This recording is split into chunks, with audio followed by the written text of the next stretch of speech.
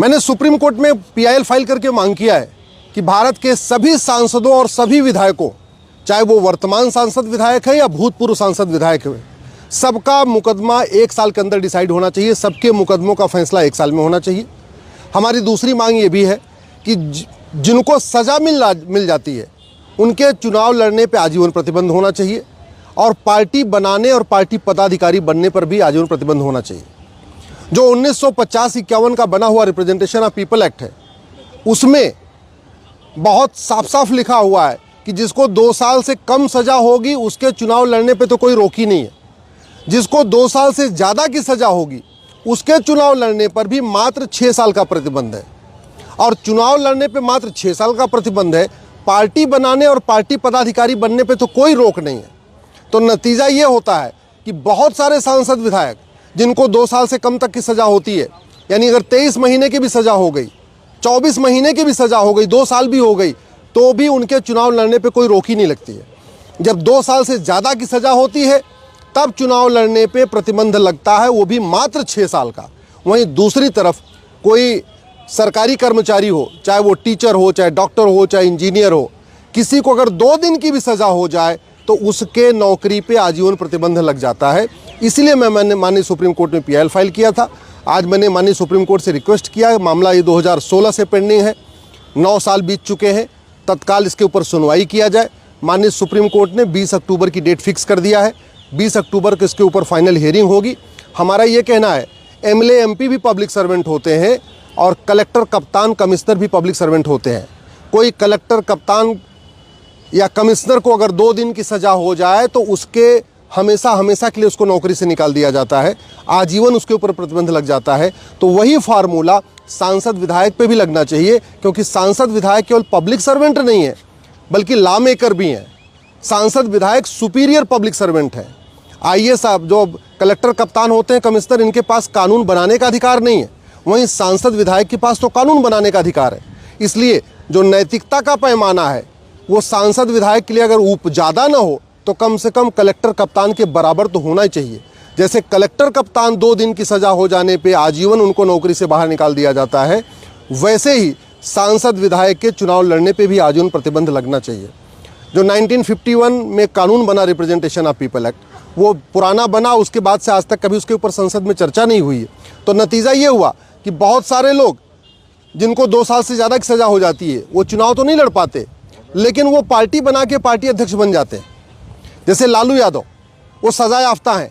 अब लालू यादव चुनाव नहीं लड़ सकते, लेकिन पार्टी अध्यक्ष बन गए हैं और पार्टी अध्यक्ष बन के वो दूसरों को चुनाव लड़वा रहे हैं। ऐसे शशिकला हैं, मधु कोड़ा हैं, ऐसे भारत में बहुत सारे लोग हैं जो सज़ा याफ्ता है, चुनाव नहीं लड़ सकते, लेकिन पार्टी बना चुके हैं, पार्टी अध्यक्ष बने हुए हैं और पार्टी अध्यक्ष बन के दूसरों को चुनाव लड़ा रहे हैं। ये इसलिए हो रहा है कि 1951 का जो रिप्रेजेंटेशन ऑफ पीपल एक्ट है उसमें ऐसा कोई प्रावधान ही नहीं है।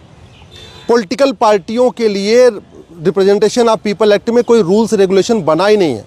न इलेक्शन कमीशन ने पॉलिटिकल पार्टियों के लिए कोई नियम कानून बनाया, न रिप्रेजेंटेशन ऑफ पीपल एक्ट में कोई व्यवस्था है। तो नतीजा ये है कि कोई भी पार्टी बना सकता है, कोई भी पार्टी अध्यक्ष बन सकता है, कोई भी पार्टी अध्यक्ष बना के और पूरे देश में चुनाव लड़ सकता है। वो गुंडा हो, बदमाश हो, आतंकवादी हो, अलगाववादी हो, कोई भी हो, कोई फ़र्क ही नहीं पड़ता। इसी तरीके से एमएलए एमपी कोर्ट जो बनी हुई है वो इफेक्टिव फंक्शनिंग नहीं कर रही हैं। पूरे देश में बन गई हैं, लगभग 500 लोगों को सज़ा भी हो चुकी है, 500 वर्तमान और भूतपूर्व विधायकों को सज़ा हुई है, लेकिन धीरे धीरे स्पीड कम हो गई है। और अब धीरे धीरे एक और तरीका ये निकाल लिया है कि जांच, चार्जशीट ही नहीं फाइल हो रही है। माननीय सुप्रीम कोर्ट ने आदेश कर दिया 1 साल के अंदर एमएलए एमपी का मैटर डिसाइड करो, तो एमएलए एमपी कोर्ट तो 1 साल में डिसाइड कर रही है, लेकिन जो जांच 3 महीने में पूरी हो जानी चाहिए, जो जांच 4 महीने में पूरी हो जानी चाहिए, वो पुलिस वहाँ जांच ही पूरी नहीं करती है।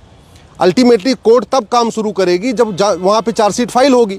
अब बड़े चालाकी के साथ क्या किया जा रहा है कि चार्जशीट ही नहीं फाइल किया जाता है, कि छोटा छोटा केस है उसके बावजूद भी उसकी 3 साल जाँच चलती है, 4 साल जाँच चलती है।